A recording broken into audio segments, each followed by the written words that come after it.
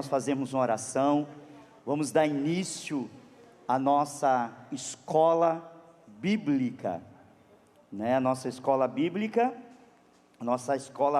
da bênção, né? Vamos corrigir, é a escola bíblica da bênção, né, Gomes? É diferente, tem escolas bíblicas por aí, mas a daqui é a da bênção, glória a Deus por isso. Vamos fazer uma oração. Você que está com sua revista, abra ela aí, já vão adiantando, abra na página 6, né, lição 8 da escola, que nós já vamos orar e já vamos dar início. Você que ainda não tem, adquira na livraria, até mesmo os servos, se os servos têm aí, procura, né, deixar aí, procura o servo,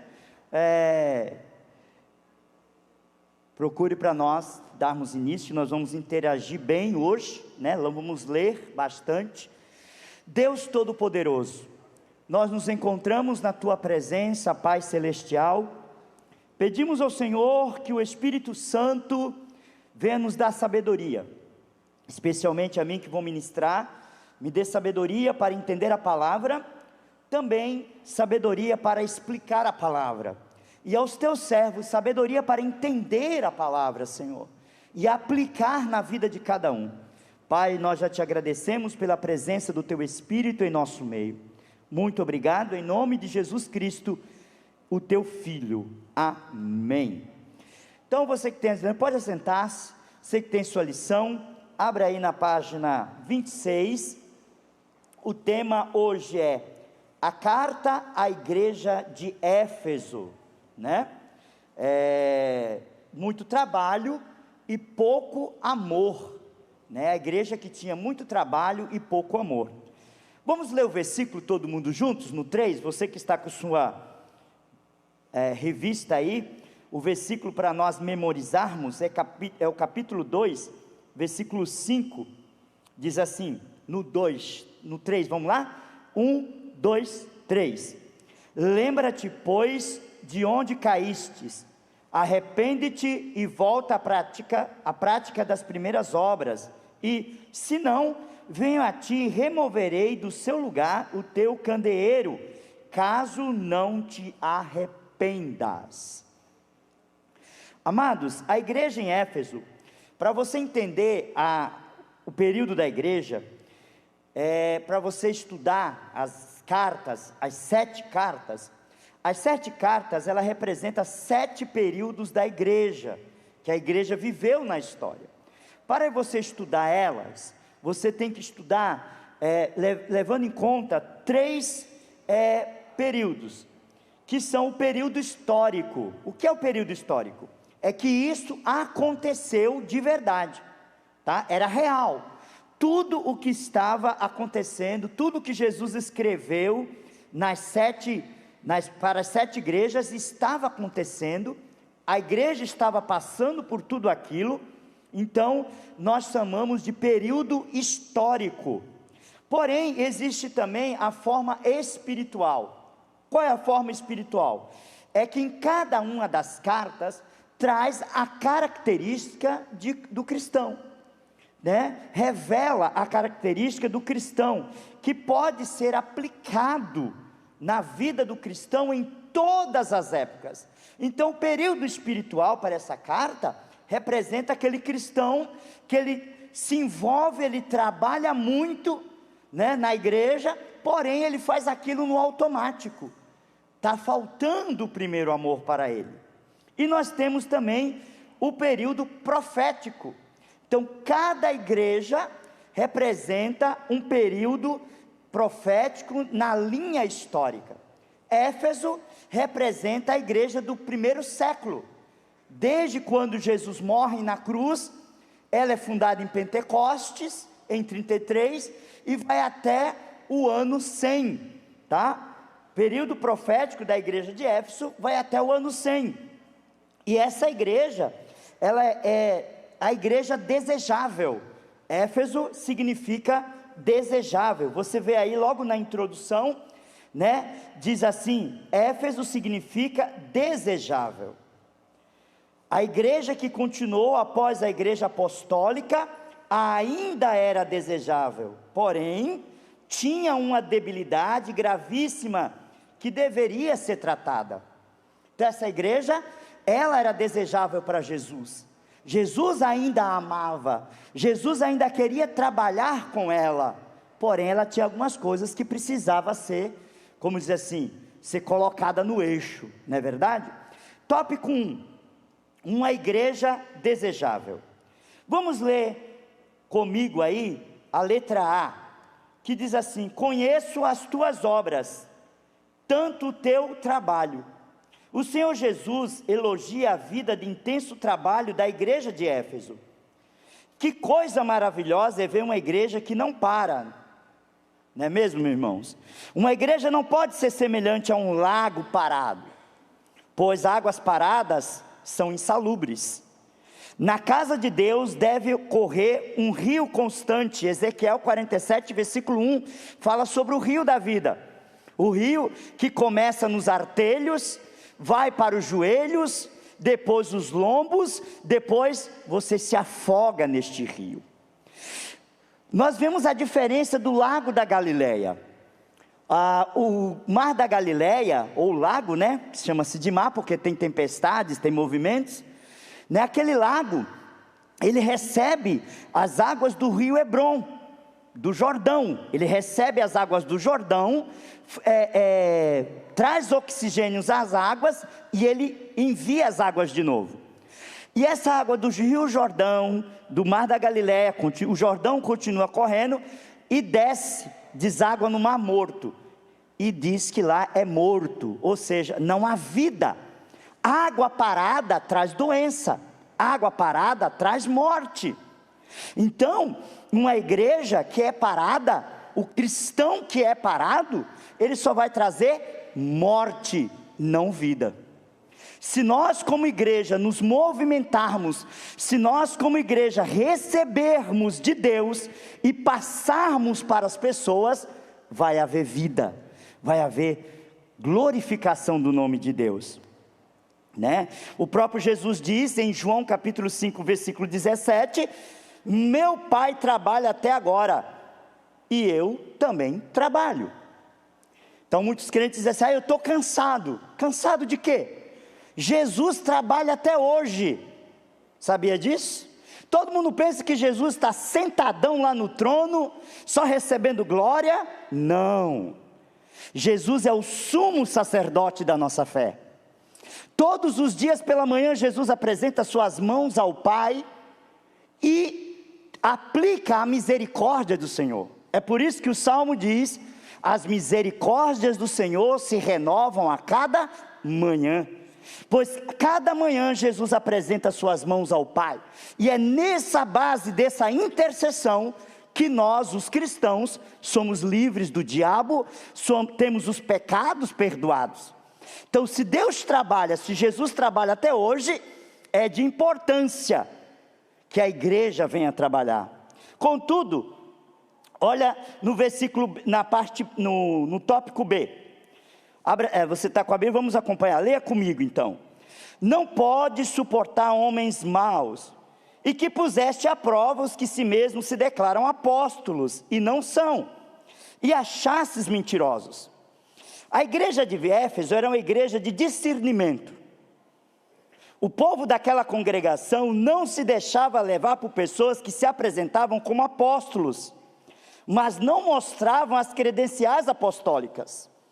Eles eram a mesma coisa dos crentes de Bereia, os bereanos, que quando Paulo chegou pregando, eles ouviram Paulo pregar e fizeram o quê? Depois foram ouvir, foram conferir nas escrituras o que Paulo estava falando.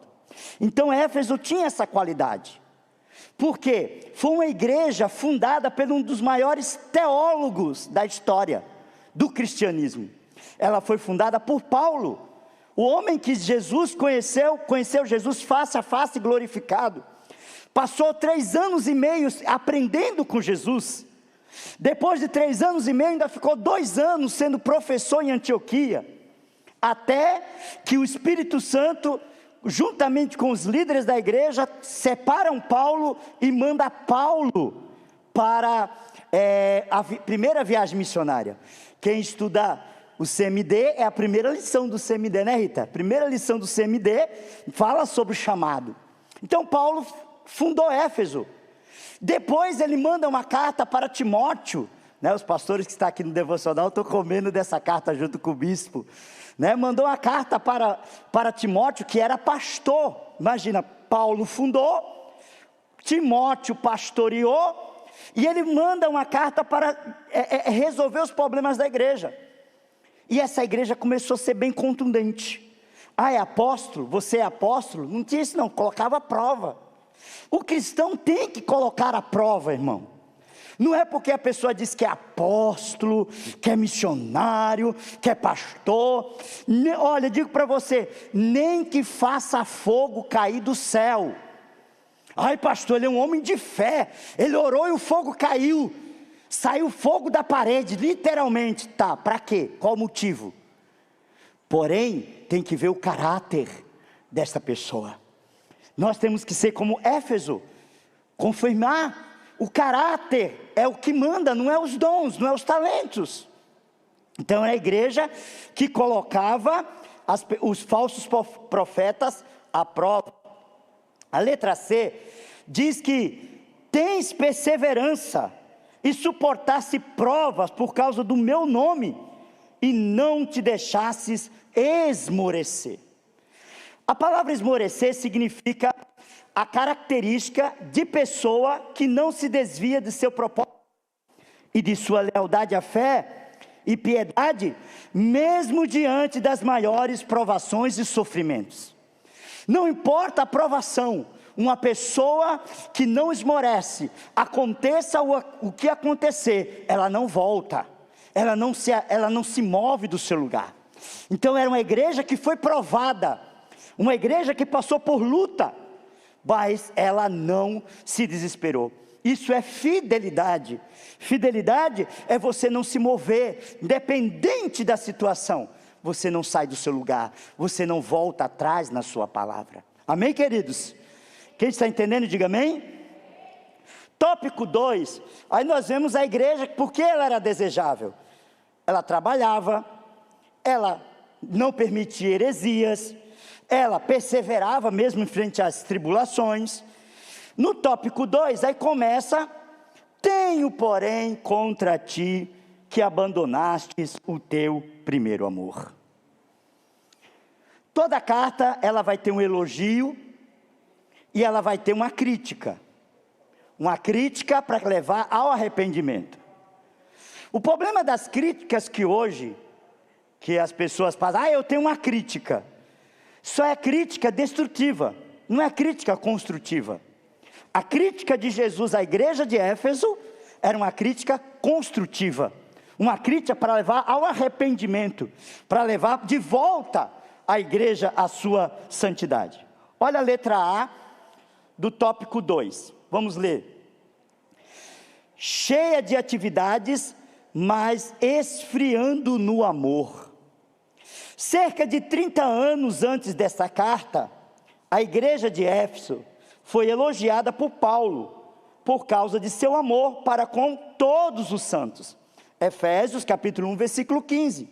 Paulo diz assim: vocês são admiráveis porque vocês têm um amor incondicional por todos os santos. Continuando, diz aí, porém, ela deixou este amor esfriar. Isso aconteceu com a igreja em seu começo, e pode acontecer com todo cristão. Está cheio de atividades para o reino de Deus e esfriando no amor. Diga comigo: Jesus não gosta de ativismo, Jesus gosta de comunhão. Pastor, o que você quer dizer com isso? Porque quanto mais você tem comunhão, mais o amor flui no seu coração. Quanto mais você investe, Hannah, tempo com Deus no seu devocional, você investe tempo na oração, você investe tempo na palavra de Deus, você investe tempo intercedendo, o amor vai fluindo de você. Só que tem muitos irmãos que ele tem várias atividades, ele tem casa de paz, ele tem discipulado, se envolve em todos os departamentos da igreja, e o que acontece? Ele vai relaxando na vida de devocional.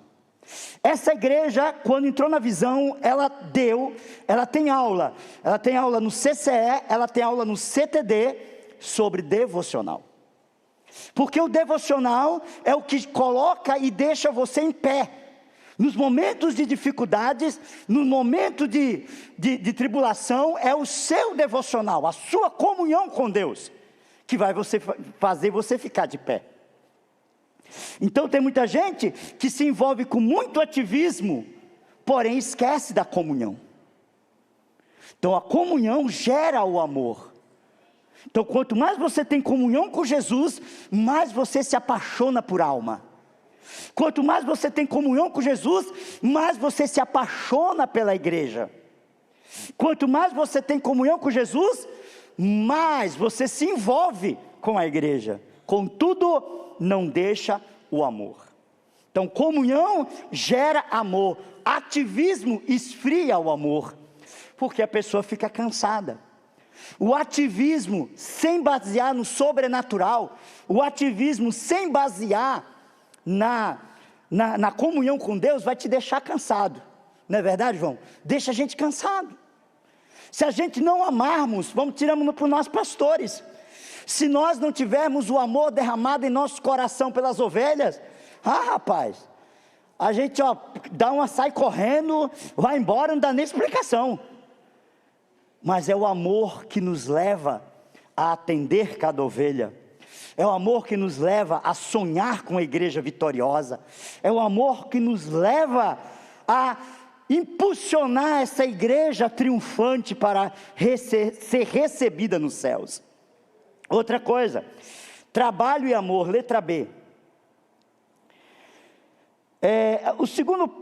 A segunda frase diz assim, você vai encontrar aí no tópico B, diz assim: Deus não se agrada de pessoas que não trabalham para Ele, estão sempre ociosas, mas Ele também não se agrada daquele que substitui o amor pelo trabalho.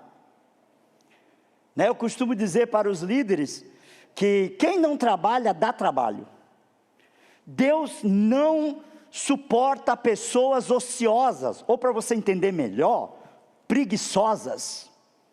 Irmão, quando os crentes não estão trabalhando, aquele crente que não tem casa de paz, que não tem eclésia, que não faz nada na igreja, misericórdia, ele tem muito tempo para falar mal. Contudo, o trabalho excessivo, sem amor, não leva a lugar nenhum. Olha o outro tópico, andando mais no texto, Jesus diz: lembra-te, pois, de onde caístes. Sempre há um ponto onde tudo começa a cair. Arrepender-te, muda a tua mente e volta à prática das primeiras obras. Lembrando aqui que essa igreja não cometeu pecado. Muita gente olha e diz: lembra onde caiu? Não, lembra de onde caiu. Estava numa posição, ela foi para outra posição. É que nem jogo de futebol, né? O time está indo bem, de repente começa a perder, sai daquela posição da primeira divisão, vai para a segunda divisão. Aí tem que trabalhar para que ele suba de novo para a primeira divisão. Então Jesus está falando isso. Lembra-te de onde você caiu, e volta à prática do primeiro amor. Então, amados, nós temos que retornar a práticas antigas. A Bíblia diz, no livro de Jeremias, acho que é capítulo 6, versículo 16, ou 16:6, tá? Que diz assim: lembra-te dos caminhos antigos, lembra-te das veredas antigas. E um dia desse eu estava no momento de oração, e Deus começou a me lembrar de como eu intercedia, de como eu orava pelos meus líderes. E Deus falou assim: você agora precisa orar da mesma maneira que você orava antes, para protegê-los das batalhas espirituais. E Ele me trouxe esse versículo: lembra das veredas antigas. Então, amados, vamos lembrar de onde nós caímos. Será que estamos ainda praticando o amor, ou temos só ativismo?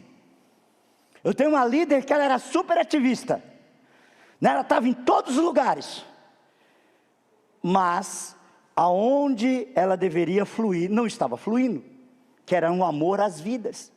Aí eu falei, para aí, agende, reagende, fique aonde você precisa ficar, mas dê prioridade à sua célula, às suas casas de paz. Amados, o tópico 3, diz assim, versículo 6 do tópico 3, tens contudo a teu favor, que odeia as obras dos nicolaítas, os quais eu também odeio. Como toda palavra na Bíblia, querido, ela tem um significado, e essa palavra diz o quê? Refere-se que Nicolau significa dominador do povo. Então essa seita, ela dominava o povo, ela queria tirar a posição de Jesus do povo. E aí tem uma indicação, tudo indica que os nicolaítas refere-se ao começo da noção de uma ordem sacerdotal na igreja, clero e leigos. Aí lá no primeiro tempo já começou a haver uma ordem sacerdotal, a primazia, né? Aqueles que eram os mais dotados de sabedoria, os mais dotados de dons. E Jesus diz, contudo eu tenho a favor de vocês, porque vocês não suportam esse povo. Esse povo está dominando, essa seita está dominando vocês. Então, vocês não suportam eles.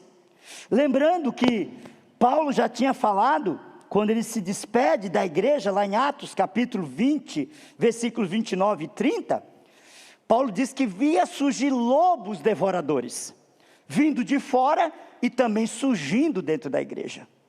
Então ele diz assim, eu tenho a favor de vocês, que vocês não deixam que as pessoas dominem, né? Que tenha mediadores entre Deus. Amado, o diabo já tentou no primeiro século tirar o sacerdócio do cristão. Todo cristão é sacerdote. Olha o que diz para nós terminarmos, Apocalipse capítulo 1, Apocalipse capítulo 1, versículo 5, quando Jesus está saudando João, ele diz assim, e da parte de Jesus Cristo, a fiel testemunha, o primogênito dos mortos, o soberano dos reis da terra. Aí continua, aquele que nos ama e pelo seu sangue nos libertou dos nossos pecados. Versículo 6, e nos constituiu reino, sacerdote para o seu Deus, a ele a glória, o domínio para todos sempre. Vamos ficar de pé, enquanto você vai ficando de pé, se preparando para nós orarmos, para adorarmos o Senhor. Vamos aplicar a parte da história da igreja, que é o espiritual. Nós temos que ser cristãos que geramos o amor. Jesus nos constituiu reino, uma nação. Como reis, nós temos o poder de fazer decretos. Como reis, nós temos o poder de dominar. Temos o poder de conquistar como reis. Então nós cristãos temos que assumir nossa posição de reis na terra.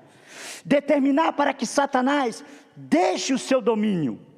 Porém, como sacerdote, nós temos a missão de falar de Deus para os homens e dos homens para Deus. Essa é a função do cristão. Não existe outra função mais bela do que o cristão ser um sacerdote. E infelizmente o diabo quis tirar isso da igreja de Éfeso. Nós temos que assumir. E só intercede, só prega, só fala, só quer ver a nação mudada aquele que ama. Porque sem amor, como é que vamos chorar diante de Deus pelas almas? Sem amor, como é que nós vamos enfrentar Satanás e libertar os perdidos? Então, igreja, deixe-se apaixonar por vidas, deixe-se apaixonar por almas, desgaste, faça como John Wesley, que orava e dizia, Deus, dai-me alma, senão eu morro. Ele diz: Deus, dá-me 100 homens de caráter, 100 homens de santidade, que eu te dou a Inglaterra aos teus pés. Isto é amor. Então nessa noite, com os seus olhos fechados, vamos clamar a Deus: Senhor, nos dá um batismo de amor. Senhor, nos dá um batismo de amor pelas almas. Trazer as almas ao encontro é uma forma de amor, não é só para apresentar números, mas é por amar as almas das pessoas. Ó Espírito Santo, eu te agradeço por essa série, ó Pai, por nós termos examinado a primeira igreja. Nós não queremos ser uma igreja de atividades, nós não queremos ser uma igreja ativista, nós queremos ser uma igreja, Pai, que ama o Senhor acima de todas as coisas. Nós não queremos deixar o nosso esposo Jesus de lado, mas nós queremos dedicar o nosso amor a Ti, Senhor. Somente a Ti o nosso amor. Nós costumamos cantar: não tenho outro amor a não ser a Ti, eu não tenho outro a não ser a Ti. Apaixonarmos por Ti é apaixonarmos por vida. O amor é demonstrado se nós Te amamos. Vamos amar o que Deus mais ama, as vidas, porque Ele veio e deu a sua vida em resgate de muitos. Oh, xerecanta labaxe, rabassuri canta rabaxe rebalabace. Nós queremos voltar ao início, ó Deus, o início das obras de amor. Começa por nós, os pastores, começa por nós, nos apaixonando por vidas, Pai amado, nos gastando para a obra do Senhor. Oh, Sharai canta labaço, Rebecanta labaxere canta remanaias. Levante as suas mãos para o céu nesta noite. Receba a presença do Espírito Santo com palmas. Vamos celebrá-lo nesta noite, vamos adorá-lo. Aplaude ao Senhor com alegria, aplaude ao Senhor com alegria, aplaude o teu noivo.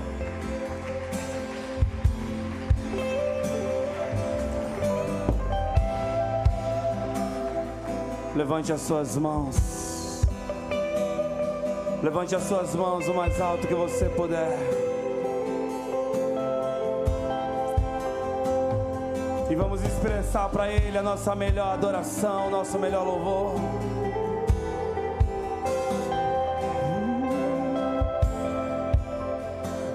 Enche este ambiente, enche este lugar.